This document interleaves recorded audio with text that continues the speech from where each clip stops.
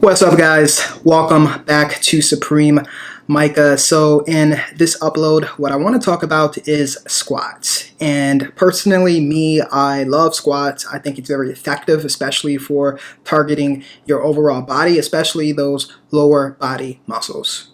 The topics that we're going to run through today pretty much is how to squat and overall 2 different form techniques. I'm going to speak about how to position your overall feet, how to put your hands on the overall bar.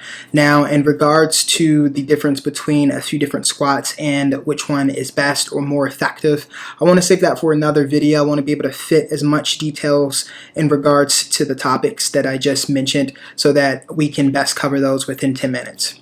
One of the first things that you want to keep in mind is you really want to make sure that you start off light, okay? In regards to developing a form and training, you want to start off light so that you can be able to adapt and effectively target and position yourself so that you can reap all the benefits and you won't injure yourself.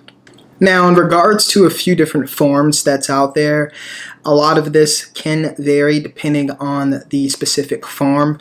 But in regards to a conventional squat, you really want to make sure that your head is upright. Don't look down nor look straight up. You want to make sure that your head is upright. You also want to make sure that you have an arc in your lower back, but you also want to make sure that your chest is upright. That way you're not leaning too forward. Along with everything that I just mentioned, you also want to make sure that your shoulders are also pulled back. Now, in regards to a proper squat, the positioning of your hands in regards to performing this squat is very important, and personally it's something that I really have a pet peeve about, because if your back, for an example, in regards to a more conventional squat, if your back isn't really all that tight and you're unable to support, let's say, a heavy set of weight, then your form can definitely be affected. Depending on how close or far apart your hands are will depend on how exactly tight your back is that can actually support the weight, especially when you're coming up. Now, in regards to a more conventional squat, you want to make sure that your hands are on the bar, and you want to make sure they're at least maybe an inch, okay, away from your shoulders. So you want them outward. You want them outward, and you also want your index finger to be at least an inch away from exactly where you're gripping the actual bar. This is really important, and this also goes into what I was mentioning earlier. The closer your actual grip is, the tighter your back is, and that'll also allow you to be able to have a great form and be able to control that weight very effectively.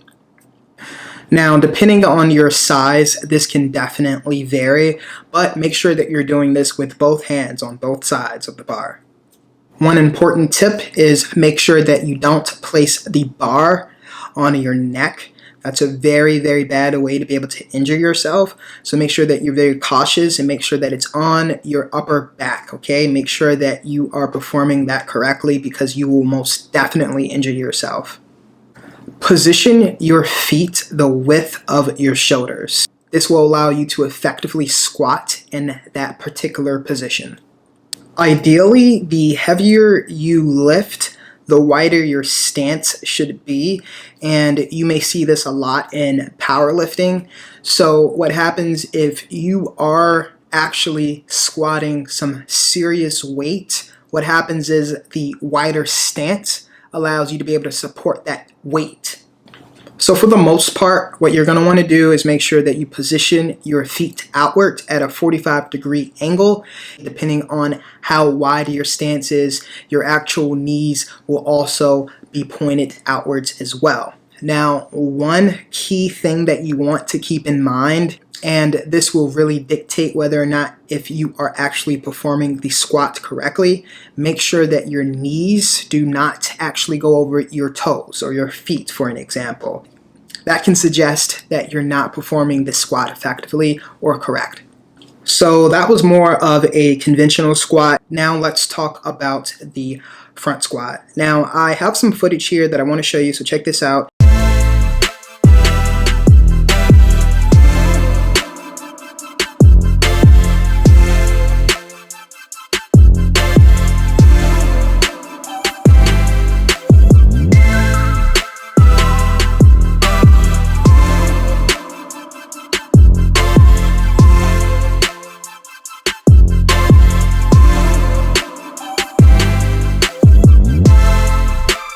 This is footage of me actually doing a front squat. Now, believe it or not, I likely don't perform this actual squat that often. I'm more towards a conventional squat.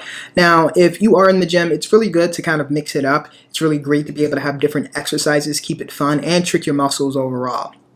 Here's some footage of me actually performing a more conventional squat. Call my phone, hit my line. Only ones who down for real, down for line. Keep it super thorough my way on this side. Keep it super thorough my way on this side. Call my phone, hit my line. Only ones who down for real, down for line. Keep it super thorough my way on this side. I am showing you some lighter weight so that you can actually see me squat very effectively. When you're lifting heavier weight, your form breaks up a little bit. I've also talked about this in previous videos. Do not sacrifice your form for weight. You want to make sure that you can at least have the proper form. That way you do not injure yourself and you can reap all the benefits of the actual squat. Now, in regards to a front squat, a lot of what we've spoken about already in regards to the more conventional squat is still in play here. Now, the difference of what you'll see with a front squat is the positioning of the actual bar. You'll be holding this in front of you, and that is descriptive in the actual exercise itself. In regards to your overall positioning of the hands, make sure that they're still at width with your shoulders, but make sure that they're outward a little bit, and you want to make sure that at least your index finger is somewhat an inch away from where your shoulder is.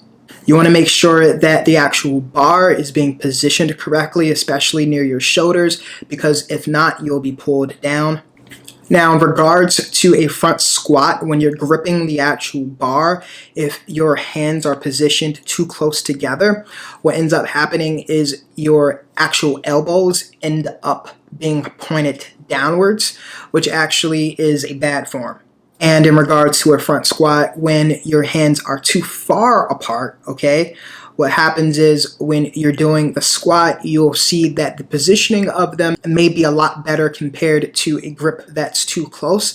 But as you are closer towards the ground in the squat, you'll notice that then your actual elbows will begin to actually point closer down, and you'll actually not benefit if you're lifting heavier weight. In this case, it'll probably be very difficult for you to actually do a set or a rep with heavy weight if your hands are actually too far apart within this grip. So that's something that you want to make sure that you pay attention to. So in regards to a front squat, what you want to do is make sure that you can at least position your hands somewhere in the middle. It's a technique that you're probably going to have to get used to. So as I mentioned before, a lot of what I'm mentioning isn't that far off from a more conventional squat. You just want to make sure that overall, in regards to the two and whichever you're performing that day, that your actual grip, positioning of your hands, okay, and your overall form in regards to how your feet is positioned, how your knees are positioned, that everything is in line to how this exercise should be performed. If not, like I mentioned before, you will injure yourself and you won't reap all the benefits of the exercise. Now, in regards to the actual front squat, a lot of what you can see in the difference too is not only that it's in the front, but your arms are actually almost rolled over or under the actual bar. So this is where the gripping should be the most effective in regards to performing this accurately. So just make sure that you're in the middle ground in regards to gripping the actual bar with your hands. What you're going to want to do is place the bar near your collarbone, and if it's not there, just make sure that you can practice this out. And before I continue, I just want to actually mention too that this is something that you're definitely going to want to practice with as a coach, a fitness coach, or someone who is qualified. I wouldn't suggest doing any of this by yourself, especially if you're just beginning and if you don't have any experience, okay? Make sure that when you're performing the front squat that your elbows are not pointed too outward, okay, nor too inward. You're going to want to make sure that it is in the middle here, okay? That'll be able to allow you to perform this effectively. Now, in regards to a sumo form or sumo squat versus more of a conventional squat, there are two different techniques.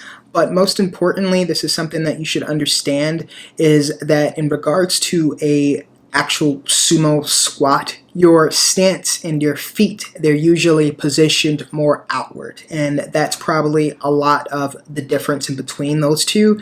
Now, in regards to the sumo and the conventional squat, a lot of those forms and techniques may vary, but most importantly, sometimes in regards to how you're performing the exercise, it can effectively target specific muscle groups a little bit differently, more effectively or not compared to the other. Now, I really want to save that actual topic for another video, and I just want to make sure that we were able to cover a lot of the two different techniques that I just mentioned in regards to a front squat and a more conventional squat. Now, in the near future, I definitely will make a great video about something like that. Guys, I also want you to let you know that I do have an Instagram, and if you are in need of some exercises to do while you're at home, I know in regards to being in quarantine, a lot of you are working from home or your gym is closed. Make sure that you check out some of my prior videos where you can effectively work out from home. No, you don't need equipment to actually work out at home, but a lot of the videos that I have created so far does include a bench and also a barbell. Make sure that you check those out. They're very cool. I go through some lower body and upper body exercises. So in regards to what you want to do in regards to your fitness motivation and what you want to accomplish, just make sure that you continue to drive. Don't let the quarantine actually back down at all anything of what you're trying to do. Guys, as always, I really do appreciate you for tuning into this channel. Make sure that you subscribe, hit the thumbs up button, and leave a comment, and I'll catch you guys next time. Thank you.